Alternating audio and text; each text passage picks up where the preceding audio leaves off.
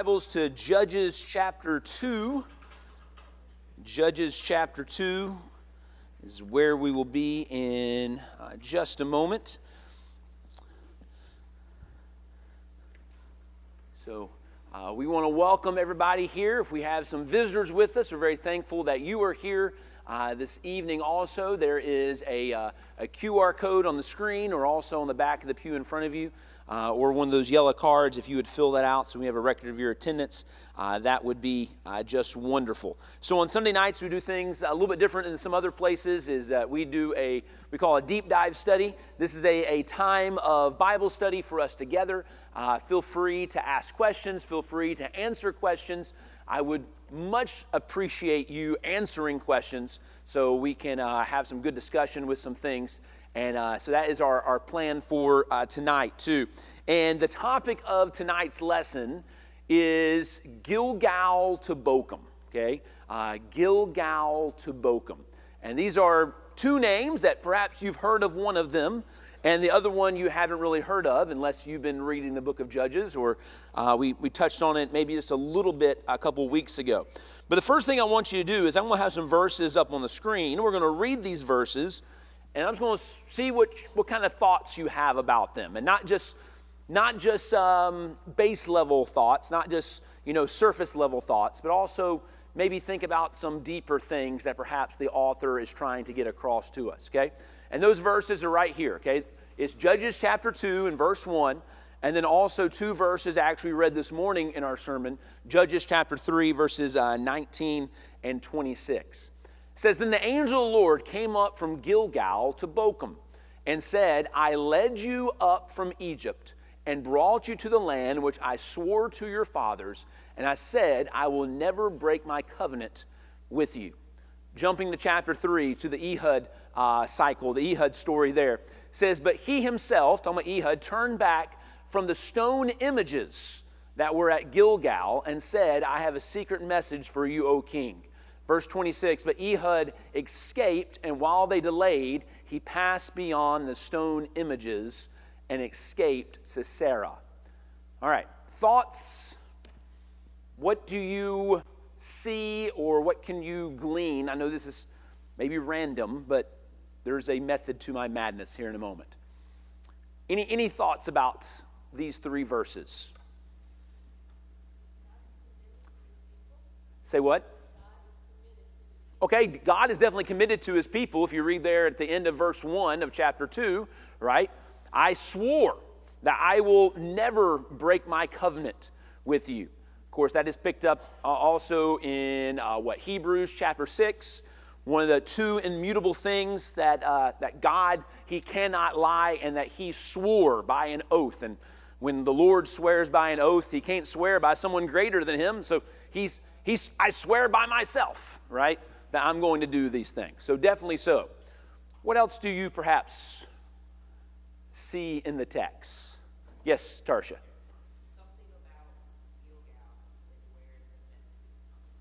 Okay, there's something about Gilgal and where the message is coming from.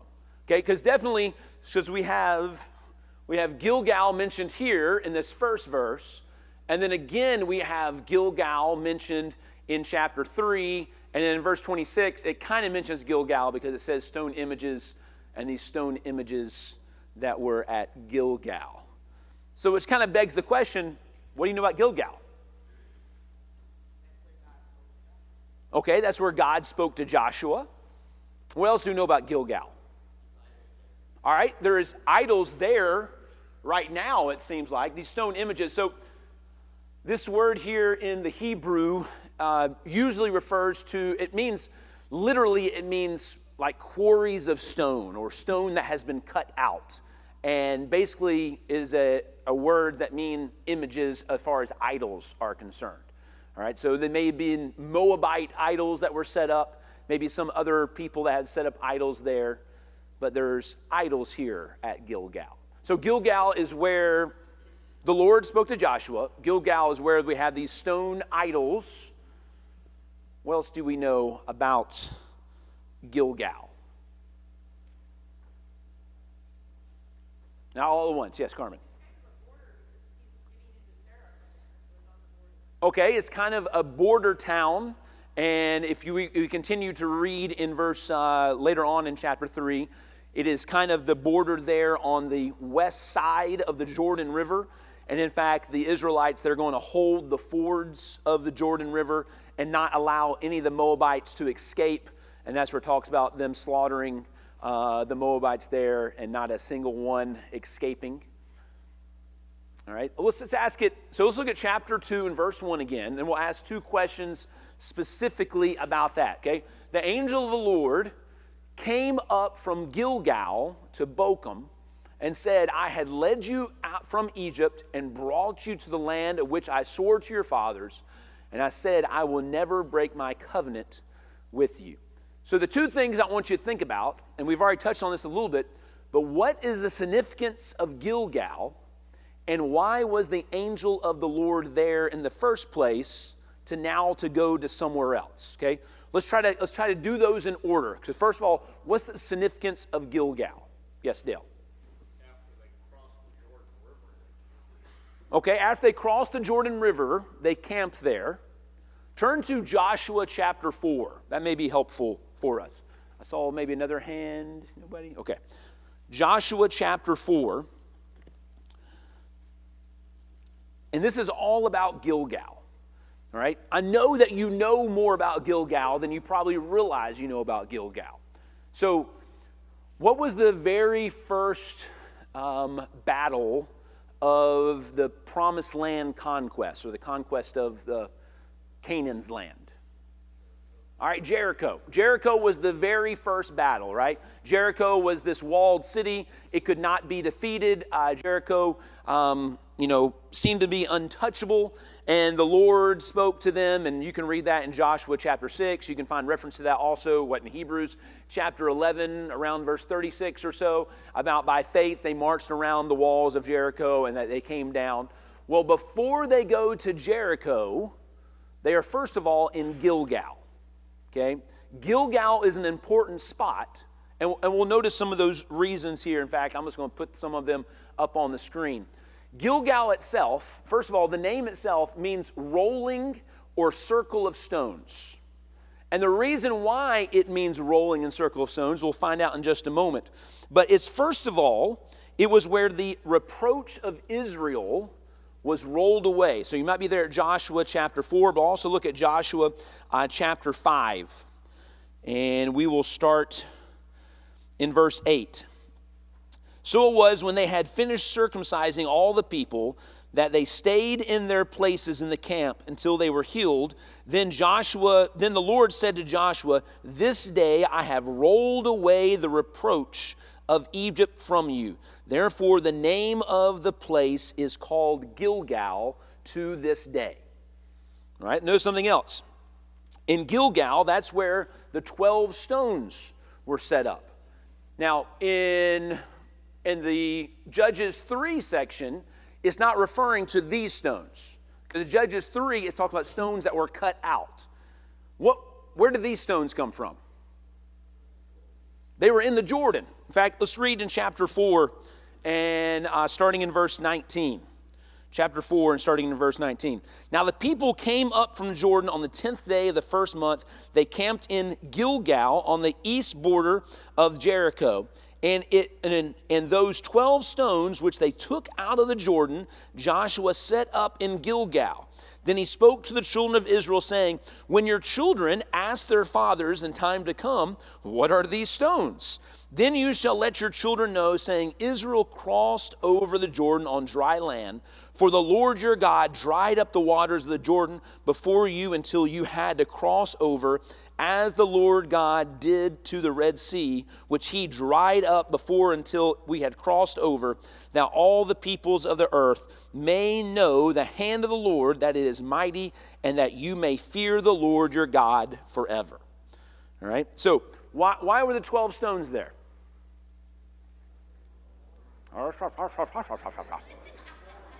A memorial, okay? What are memorials for? To remember something, right? And even this memorial is not only to remember something, but also as a teaching tool, as a lesson to the kids, right? Because they're going to come across these stones, and Dad, why are those stones there? Right? And it's going to be an opportunity for there to be a teaching moment. And for this generation, what was the crossing of the Jordan supposed to be like? The crossing of the Red Sea. The generation before them, they crossed the Red Sea. Now this generation has crossed the Jordan. Okay? Gilgal, important place or not important place? Seems to be pretty important. Well, it gets more important as we go on. All right? It was also in Gilgal where they circumcised the next generation. It seems to be that while they were in the wilderness wanderings that they did not do this, but now as they have come into the promised land, now Joshua is told to make these knives. In fact, look in verse 2, Joshua chapter 5 and verse 2.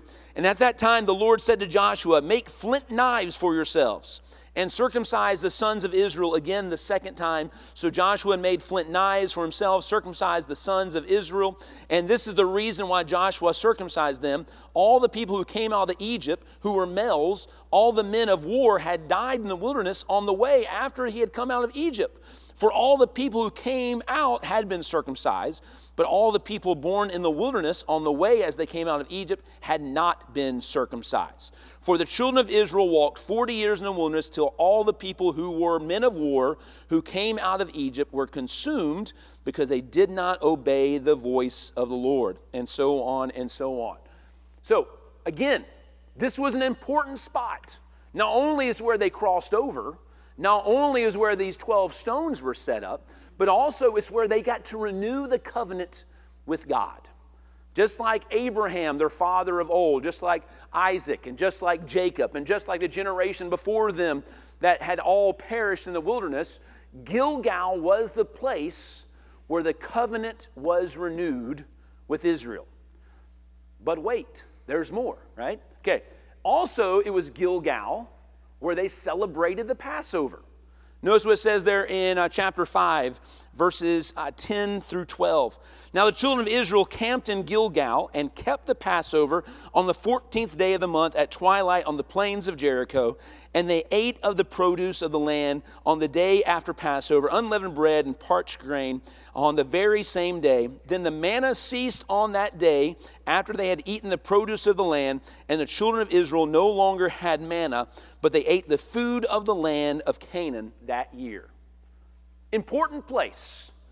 Not only did they celebrate the Passover, but what else stopped right here? Manna.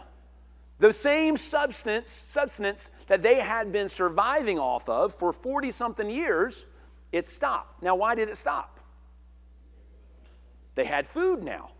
They were no longer in the desert. They were no longer in the wilderness. Now they were eating of the land of promise. They were partaking of the milk and honey, if you will, that was flowing throughout the land. They could eat the food that was there. Okay? Gilgal is a very important place. It was the first camp of the promised land.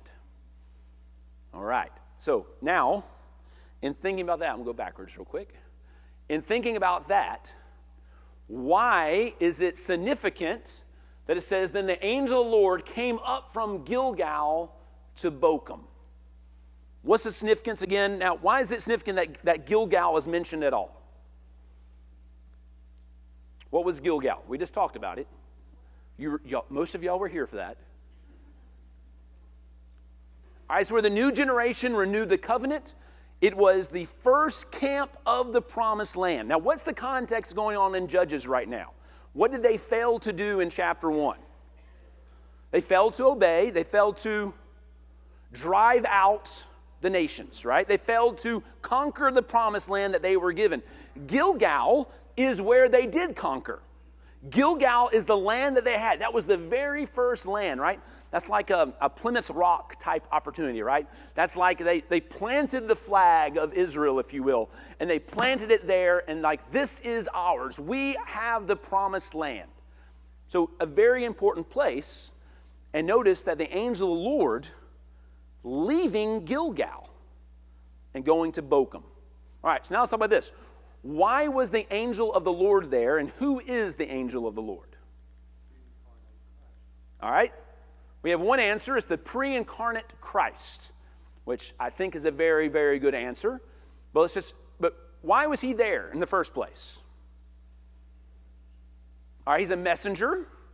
All right, the word angel, Hebrew, Malik, means messenger. It's translated in the Greek as anglios, which is just another word for messenger. Sometimes we translate it angel.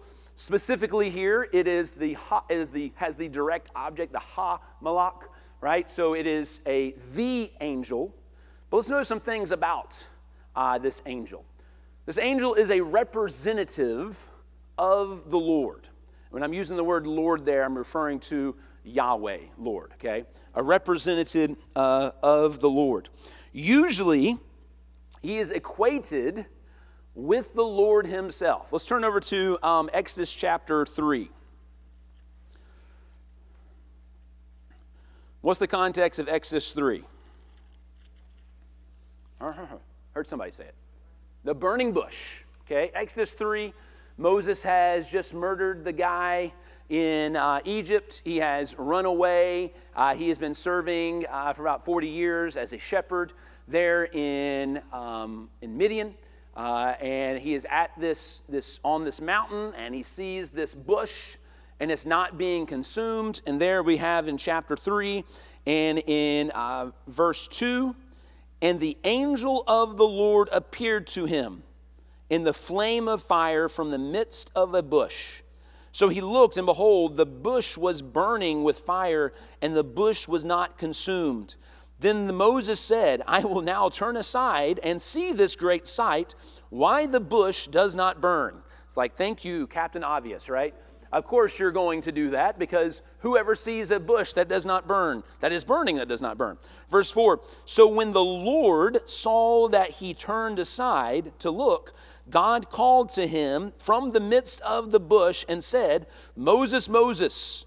And he said, here I am. Then he said, do not draw near to this place. Take off your sandals from your feet, for the place where you stand is holy ground. Moreover, he said, I am the God of your father, the God of Abraham, the God of Isaac, the God of Jacob. And Moses hid his face, for he was afraid to look upon God. All right, question. Who was in the burning bush? No. The angel of the Lord. Okay, what's the three things in the bush? Okay. And the angel of the Lord is in the bush. So, what I think the writer is trying to say here is that the angel of the Lord, is God. Because there's no differentiation. It's not like, well, the angel of the Lord is there, and then the angel of the Lord go away, and now the Lord is there speaking.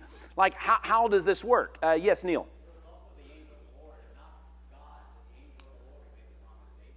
Definitely so. It was the angel of the Lord, what is it, back in Genesis chapter 18, where the angel of the Lord also appears to Abraham. The angel of the Lord, you can do a Google search or whatever and find several different places where this angel of the Lord appears. And so, how I understand it at least, is that this is the Lord. In other words, it is the form of the Lord that someone can look upon and not perish. All right? So, the form of the Lord that usually appears as a man that they can see, but if you were to actually look upon the full glory of the Lord, then you would die. Remember, even when Moses is on the mountain and Moses pleads, let me see your glory. And the Lord says, you can't do that, dude. I'm gonna hide you in the cleft of the rock, and I'm going to pass by, but you can only see my back. Because if you were to see the full glory of me, you would not be able to survive. But here we have a representative of the Lord, known as the angel of the Lord, that seems to be the Lord. Hope that makes it clear as mud. Look at Judges chapter 6. Judges chapter 6. We have a different name here, but the same thing seems to happen. Excuse me, the same name here was, or in Joshua was a different name, but in Judges 6, it says, now the angel of the Lord came and sat under the terebinth tree, which was in Ophrah, which belonged to Joash the Azarite, and the son of Gideon threshed wheat in the winepress in order to hide it from the Midianites. And the angel of the Lord appeared to him and said to him, the Lord is with you, and you are a mighty man of valor. Gideon said to him, O my Lord, if the Lord is with us, then why is all this happening to us? And where are all his miracles which our fathers told us about, saying, did you not know the Lord brought us up out of Egypt? But now the Lord has forsaken us and delivered us into the hand of the Midianites. Then the Lord turned to him and said, go in this might of yours, that you shall save Israel from the hand of the Midianites. Have I not sent you? And so he said to him, O my Lord, how can I save Israel? Indeed, my clan is the weakest in Manasseh, and I am the least in my father's house. And the Lord said to him, surely I will be with you, and you shall defeat the Midianites. Then he said to him, if now I have found favor in your sight, then show me a sign that is you who talk to me, and so on and so on. And he does all these different things back and forth. But what I want you to know is that, again, in verse 21, in fact, then the angel of the Lord put out the end of the staff that was in his hand and touched the meat and the unleavened bread, and fire arose, and the rock was consumed, the meat and the unleavened bread, and the angel of the Lord departed out of his sight. So which one is it? Is the angel of the Lord, or is the Lord that is here? Yes. All right? So this presence, this individual, the angel of the Lord appears. But when the angel of the Lord appears, he speaks for the Lord, so much so that the writers just say that he is the Lord. And so that leads many theologians, many commentators to see that this is Jesus, or this is the second part of the Trinity. This is the Son before the Son is born here, as far as we see this thing. Yes, Garfield.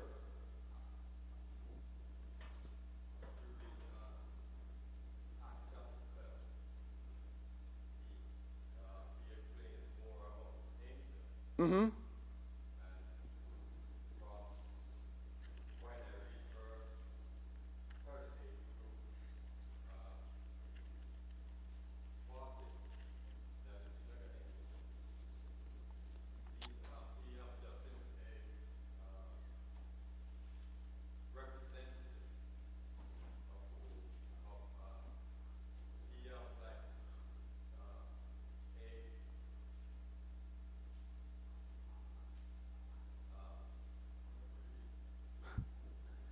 So when you read Acts chapter 7, you say that this seems as a representative, and it's somebody not the, I'm trying to, okay.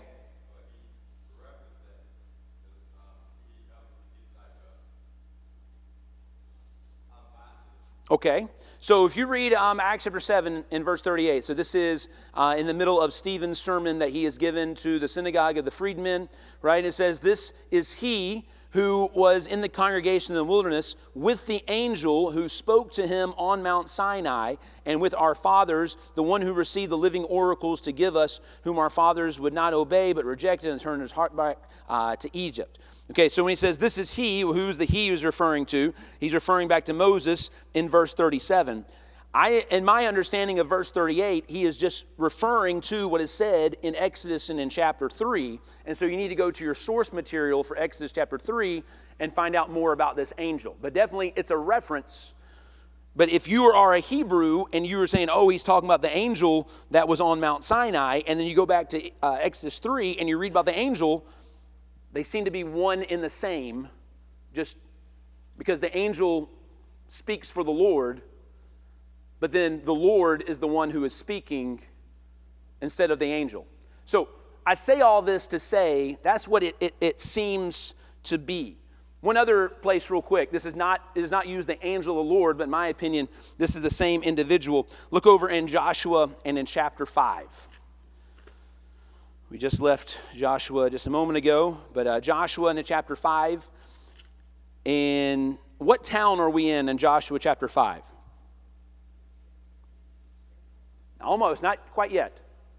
We are in Gilgal. Remember, that's the whole point we're here for, okay? Is Gilgal. We're Gilgal To Bochim, okay? So in chapter 5, and it came to pass when Joshua was by Jericho that he lifted up his eyes and looked, and behold, a man stood opposite him with his sword drawn in his hand. And Joshua went to him and said to him, are you for us or for our adversaries? Are you for us or for against us? And he said, no, but as the commander of the army of the Lord, I have now come. And Joshua fell on his face to the earth and worshiped and said to him, what does my Lord say to his servant? Then the commander of the Lord's army said to Joshua, take your sandals off your foot from the place where you stand, for where you stand is holy. And Joshua did so. What does that remind you of, that last little part? The same thing as the burning bush moment, right? And so this individual seems to be the same individual as the angel of the Lord, which seems to be the same individual as the Lord himself. I saw another hand somewhere. Oh, how'd you throw your hand up over there and get over here? That was, okay. But also, this is one of the few times is when people fall down and worship and he doesn't correct them. Right. So it is somebody that can be worshiped as God, whoever this individual is. And so it seems to be that this is God, right? This is the Lord, right? So we say all of that to get back to this question: what is the significance of Gilgal, and why was the Lord there? And now, why does he leave? Or I guess I can go to the next slide that I had. Don't get dizzy with all of these. Okay, so what is the message meant by the angel of the Lord going from where Gilgal is to now where Bochim is? All right, he's moving on. Okay, he's leading them on. Okay, let's look at Judges chapter 2 again. Judges chapter 2. And we'll try to get this whole thing in context. Then the angel of the Lord came up from Gilgal to Bochim and said, I led you from Egypt and brought you to the land which I swore to your fathers. And I said, I will never break my covenant with you, and you shall make no covenant with the inhabitants of this land. You shall tear down their altars, but you have not obeyed my voice. Why have you done this? Therefore I also said, I will not drive them out before you, but they will be thorns in your side, and their God shall be a snare to you. So it was when the angel of the Lord spoke these words to all the children of Israel that the people lifted up their voices and wept. Then they called the name of the place Bochim, and they sacrificed there to the Lord. And when Joshua had dismissed the people, the children of Israel went each to his own inheritance to possess the land. All right, does that help us any?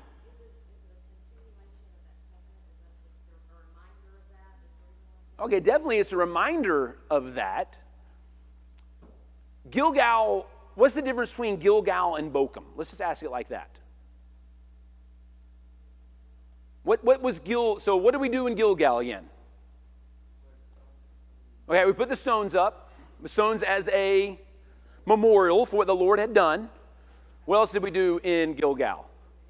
We renewed the covenant with the Lord, right? The commander of the army of hosts is there, and Joshua asked that question, are you for us or against us? And the commander is like, I don't have a side. I am the side, right? You can be on my side or not be on my side. They're circumcised, they partake of the Passover. The reproach of Egypt has gone away. This is where the angel of the Lord is. Now, what does Bochim mean? Weeping. Tears. Why are they crying?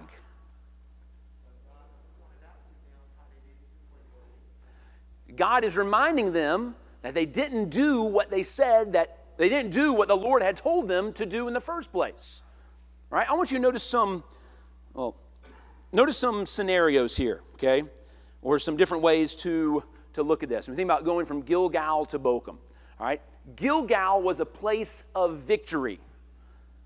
Bochim is now a place of defeat. Right? Remember when we don't have time to read it all, we did this in a couple of Sundays ago, but if you read from Judges chapter 1, verses 27 and following, you will find all those many times that it said that Israel did not what? Did not drive them out. did not drive them out. The Canaanites dwelt among them till eventually that the Israelites were dwelling among the Canaanites till eventually Dan is actually fully defeated. And so therefore the Lord, who was a Lord of victory at Gilgal, because here is where is their home base. This is where they're going to go out. This is where the Ark of the Covenant was. This is where they're going to go out and conquer Jericho. They're going to go out and conquer all the other lands. It's a time of victory, but Bochim has become a place of defeat. Another comparison here. Gilgal was a place of possession, because this is the first place that they possessed in the promised land. They got to eat of the fruit of the promised land, if you will. The manna had stopped. There had been this transition that they were no longer wandering in the wilderness, but now they were living in the land. But Bochim was a place of did not possess the land they were supposed to have. Gilgal was a place of God's blessing. He's reminding them about taking them through the Red Sea. He is doing the exact same thing with them in the Jordan River. And he has set up these memorial stones so they can remember all the things that the Lord did for them. And so that when even they're talking to their children, like, hey, children, come here. You want to know about these stones? Well, this is because of the Lord. And we set these up as a reminder because of the Lord. But Bochim is now a place of judgment, right? Look what even he said when he talks about the judgment that is there. Therefore I also said, I will not drive them out before you, but they shall be thorns in your sides, and their gods shall be a snare to you. So it was that the angel of the Lord spoke these words, and the children of Israel, the people lifted up their voices and wept. They realized that how badly they had messed it up. It was no longer a place of blessing, but now was a place of judgment. Gilgal was a place of rejoicing remembrance.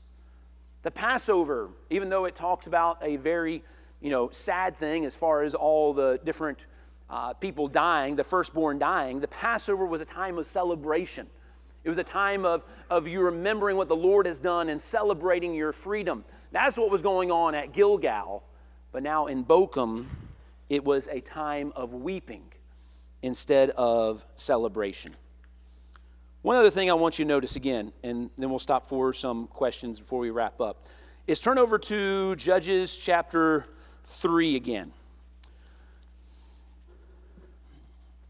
Now, something that caught my attention as I was studying this, there in verse 18, or verse 19. Judges chapter 3 and verse 19.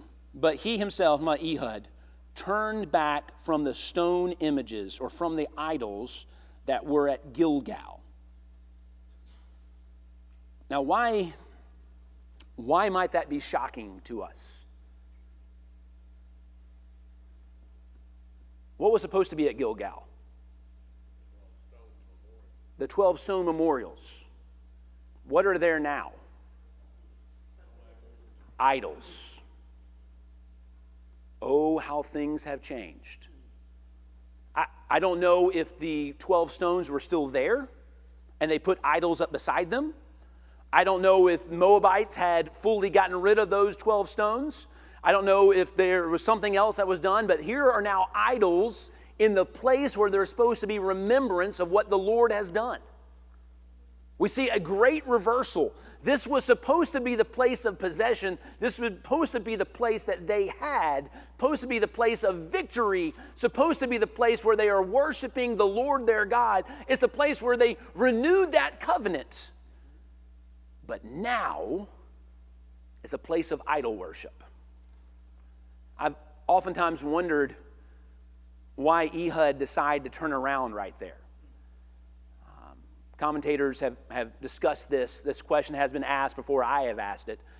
Some say that this was just the boundary line, right? And that's why those idols are there, because those idols in a way were watching over the land. They were protecting from people coming in and watching over the land.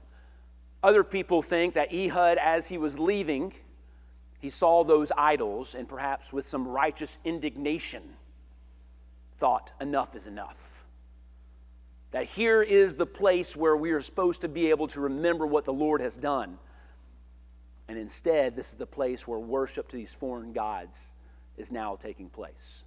This is the place that we are supposed to possess. This is where we had the greatest victory in Jericho. And now it's something else. So here's the question. Well, any questions or comments before we look at the last slide? Yes, Dale. He had made his two-edged dagger before he ever went and taken the tribute. Yeah. And then he left. And then he goes to Gilgal and comes back and assassinates the king. Right. Did he chicken out the first time? Yeah, I have no idea. What was when he makes so it seems that he has everything set to do the thing that he's going to do, but then he leaves. Is that part of his plan to leave and to go away? Some people say that the reason why he says he has a message from God is because he got close to the idols at Gilgal, and one of the gods spoke to him while he was there. So now he can go back to Eglon and like, hey, by the way, I got a message. I was just over there by the idols, and God spoke to me, and I need to tell you that message. I mean, obviously, we can try our best to figure it out, but we don't know why he didn't do the thing until later on, but he did do it later on. Yes, Scott. I was just going to say there's got to be some reason for the emphasis of the 12 stones and the stone images. Yeah. Stones mean the same word. Right. I definitely think there's something there, right? It's one of those things that, and this is what I encourage you, something I'm trying to get better at.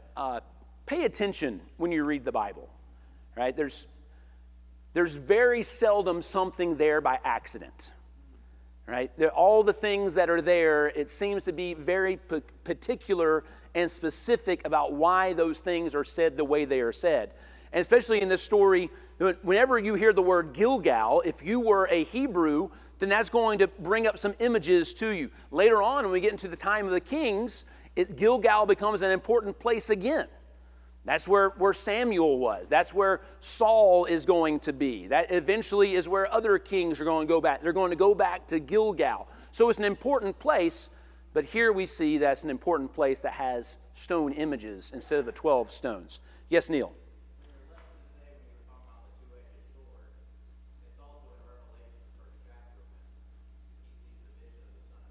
Right. Yes, this is exactly right. And